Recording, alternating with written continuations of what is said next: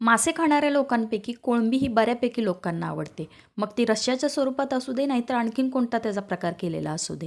दुसरी गोष्ट म्हणजे यात कोणत्याही प्रकारचा काटा नसल्यामुळे लहान मुलंही अगदी आवडीने ही मासे खाऊ शकतात.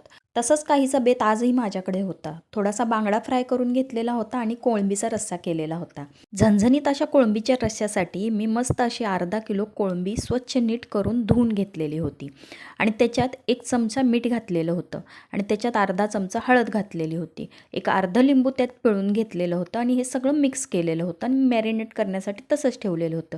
दुसरीकडे एक मोठा कांदा, 1 टमाटर, आलं आणि लसणाच्या 20-25 पाकळ्या आणि थोडंसं खोबरं घेतलेलं होतं.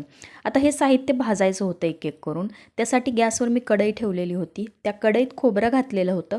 ते खोबरं चांगलं परतलं होतं आणि नंतर त्यात कांद्याचे केलेले काप घातलेले होते. 1 चमचाभर त्यात तेल घातलेलं होतं. त्या तेलात हे दोन्ही साहित्य परतून घेतलेलं होतं.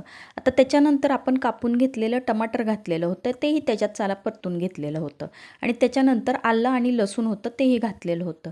हे सगळं साहित्य जरासं सोनेरी होईपर्यंत भाजून घेतलेलं होतं आणि नंतर हे भाजल्यानंतर थंड झाल्यानंतर मिक्सरच्या भांड्यात हे सगळं साहित्य काढून घेतलेलं होतं आणि त्याच्यातच थोडीशी मूठभर कोथिंबीरही घातलेली होती.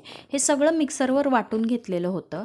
त्यानंतर इथं कोळंबीला 20-25 मिनटं झालेली होती मॅरिनेट करून आणि नंतर आपण जे साहित्य अगोदर भाजलेलं होतं त्याच कढईत 3-4 चमचे तेल घेतलेलं होतं. त्या तेलातच वाटून घेतलेलं सगळं वाटण घातलेलं होतं. ते वाटणही चांगलं त्यात मिक्स करून भाजून घ्यायचं होतं. हे वाटण थोडंसं भाजून झाल्यानंतर त्याच्यात आपण 1 चमचाभर गरम मसाला घातलेला आहे, 1 चमचा धने पावडर घातलेले आहे आणि त्याच्यानंतर आपली घरची चटणी घातलेली आहे, तीही 3 चमचे घातलेली आहे. हे सगळं साहित्य घातल्यानंतर हेही चांगलं त्या तेलात परतून घ्यायचं, मसाल्याबरोबर सगळं मिक्स करून घ्यायचं. आता हे तोपर्यंत परतायचं जोपर्यंत ह्याला तेल सुटत नाही. आता तुम्ही बघू शकता इथं आपल्या या मसाल्याला तेल सुटत आलेलंच आहे.